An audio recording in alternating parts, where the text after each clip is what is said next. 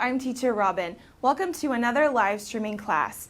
Today we're going to be talking about interjections and changing the subject in English. So, how can you participate during the class? If you have a question, you can write your question in the comments, and I'll be checking your comments as we go along. So if this is your first time to join us, feel free to say hello in the comments. And again, if you have a question, please write it, and I will try to answer all of your questions at the end of the class.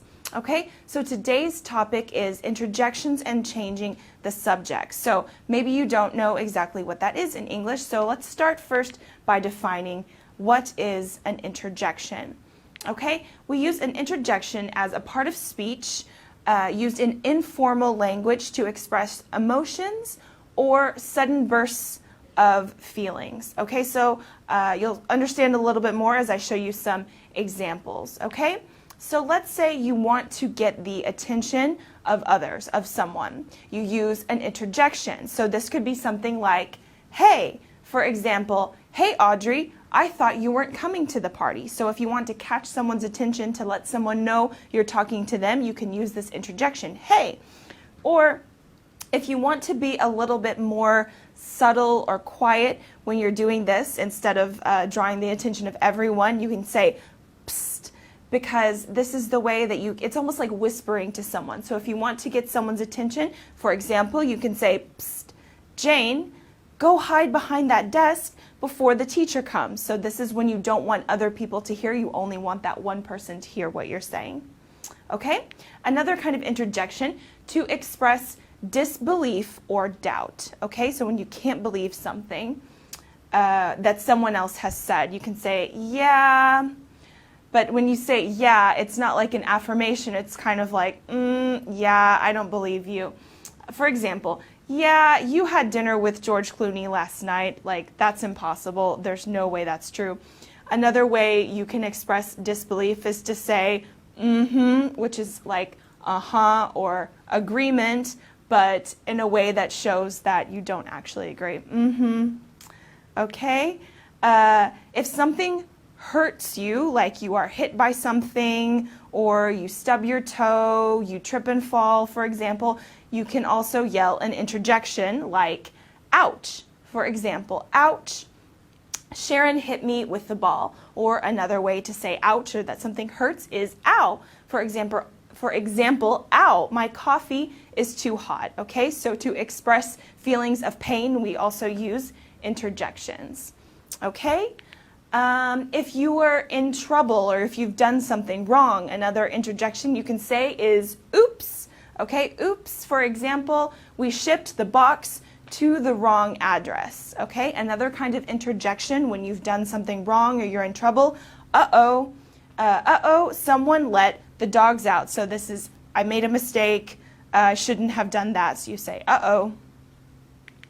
Okay, did something surprise you? If something surprises you, you can interject, wow. For example, wow, Timmy scored a goal. Or another way to express excitement or surprise is sweet. Okay, are you giving me a free t-shirt? Sweet. Okay, so the word sweet is normally used to talk about food, like a cookie is sweet, but sweet also means that you're really excited or surprised by something. Okay, I see we have some people joining us already. Jan, Paul, Dale, Sentinel, and Mustafa and Salomon say hello. So thanks for joining, and keep watching, keep participating in the comments. Okay, so now that we've finished talking about interjections, we're going to change the subject and look at different ways to change the subject in English. So let's say you are having a conversation and you want to talk about something different. This is changing the subject. Or let's say there's something that you really need to bring up. This is some polite ways to change the subject. Okay, so we're going to look at some different ways to do this.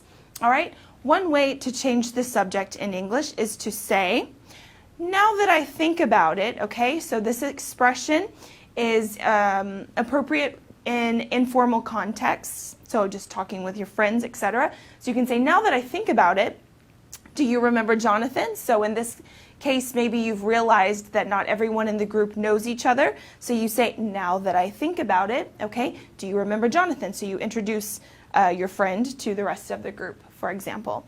Okay, another way to change the subject, that reminds me of. Okay, so this is similar. It's useful when something mentioned allows you to introduce a new topic. So if someone says something and that makes you think of something else, you can say, that reminds me of the case of a friend who lost his house in a fire, for example. Okay, this is also similar. That brings to mind. Okay, this is a little bit more formal, but it's the same thing. One topic makes you think of another. Yeah, that makes me think of. So for example, that brings to mind our hiking trip in the Pyrenees. So maybe someone is talking about their vacation and you can say, oh, that brings to mind our hiking trip in the Pyrenees. Okay, so another one that's literal is changing the subject. So this is a little bit more forceful or useful when you need to be direct about introducing a new topic. So if you maybe you're talking about something that's uncomfortable and you want to move on to something else, or maybe if someone said something they shouldn't have, you can just say, changing the subject. Did you know that Samuel is in Japan for the holidays? Okay, so that's a way to let everyone in the group know that we're going to stop talking about this topic and we're going to move on to something else. Okay, by the way, what can you tell me about? So this is kind of inviting the other person to participate. When you change the subject, it's an interrogative phrase, and it gives you the opportunity to introduce a new topic by means of a question. So you could say, by the way, what can you tell me about Mayan architecture? Okay, so that invites the other person in the conversation or people to participate, and that way you've changed the subject and they're actually involved in the conversation. Okay, so now that we have looked at interjections and how to change the subject in English, I want you to practice in the comments. So I want you to choose an interjection that we've just talked about and write a sentence using one or more, 2 or 3, as many as you want to try, and write a sentence changing the subject. So let's say we're talking about English class and you want to talk about something else, then please let's see it. Let's write it in the comments. Okay, I see many people are saying that this class is useful. Well, I'm hoping that it is, because some of these things, they're not the normal kinds of lessons that we always think about in English. It's not necessarily grammar or anything like that, but it's something that is really useful, and you will improve your conversation skills if you are able to do these things, to interject and to change the subject. So as you are practicing in the comments, I want to tell you more about our course here at ABBA. So if you want to practice your English even more, you can sign up for our course, which is available on in web form and in mobile form, in app form, so you can study from your PC, from your Mac, from your smartphone or your tablet, and your progress is saved on all of these devices. So our course consists of 144 units. Each unit starts with a short film, and then you see a video class explaining the grammar, and then you complete different exercises to practice all of your skills. So speaking, reading, writing, and listening, all of that is covered in our course. So if you want more information, if you don't already study with us, then go to abbaenglish.com and you can see everything we have to offer you. Okay, in addition, we are on all of the social media networks, Facebook, Twitter, YouTube, and Instagram, and we are uploading new content there every day, so you can find even more useful lessons, as well as on our blog, our ABBA journal. There you can find more grammar lessons, more topics like today's topic, just kind of everyday conversation things, so you can find all kinds of really good information on our blog, so check that out as well. Now it's time to check your questions, and I see we already have a couple. Solomon says, I used to use on the other hand, but I don't know if it works better in letters. What do you think? I think you can use it both ways. As you said, it's good if you're writing something. You can say on the one hand, and you make your argument, and then you say on the other hand, but you can also use it in spoken English. That's fine. Good question, Solomon. Thank you for your question. Let's see if we have any more. I think we do have a couple, so I'll just give everyone time to do that.